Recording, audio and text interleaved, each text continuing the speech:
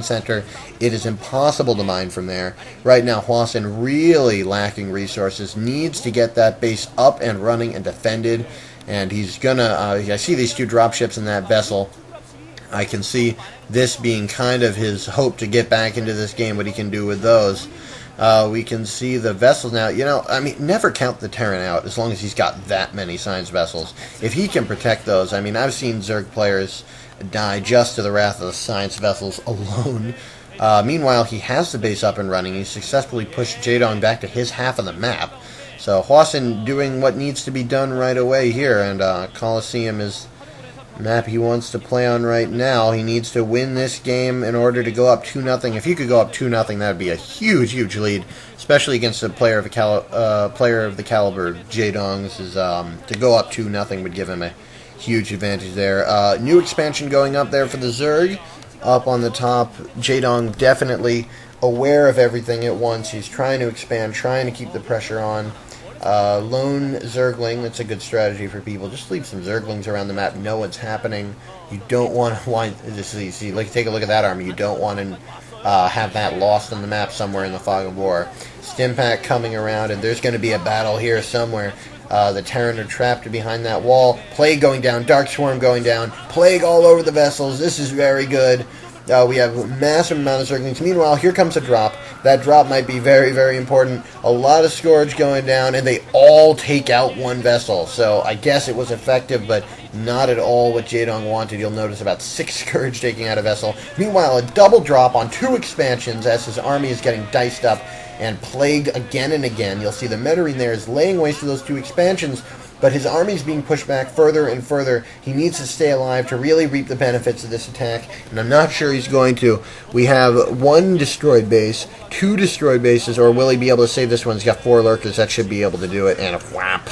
Oh, he loaded the back in! It's a hit and run, people. That was great micro, but meanwhile, he's got to contend with these Zerglings tearing up stuff in his expansion there. The command center again forced to lift. A couple Ultralists in there. The Zerglings are really causing havoc at this point. Just being able to flood Zerglings in with those larvae, and the Dark Swarm and the Ultralists make this very, very difficult to deal with.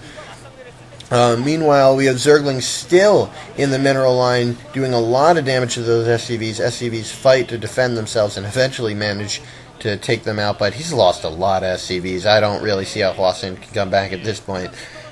We have more Scourge just roaming the map. They're trying to find those dropships, and he found the dropship, and he takes it out. That's another dagger into the heart of Hwasin. He's going to be able to hit those Overlords, but what's the point at that point? I mean, Jaedong's got a sick economy. Even with those 2 bases going down, he's still got a better economy now than Hwasin. And Ultralisk, there must be a whole control group of them coming across the map. Vessels are not going to be happy with what they see. And meanwhile, a massive 360-degree flank. This will be it. Hwasin GG's rather than see his entire army diced up like, I don't know, like some sort of vegetable dish, I suppose.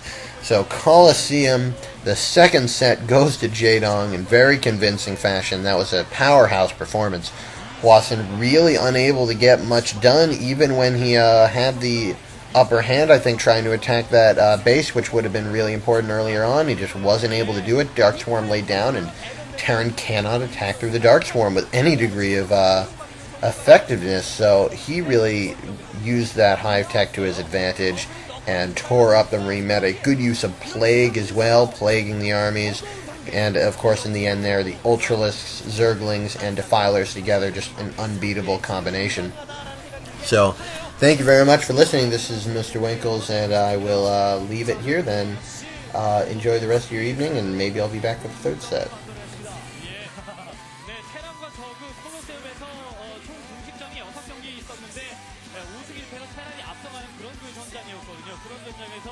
지지영수가 자원적인 타격이 전혀 없는데도 불구하고 이재동이 그냥 전투로서만 이 경기를 잡아냈다라는 거, 이것 때문에 더 큰 점수를 줄 수 있는 경기였네요. 자, 이제 잠시 후에는 3번째 세트 아타나이가 두 번째 경기를 여러분께 전해드리겠습니다.